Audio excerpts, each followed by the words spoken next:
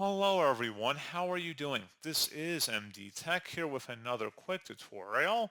In today's tutorial, I'm going to show you guys how to change your Facebook account password on the Facebook app for iOS and Android devices.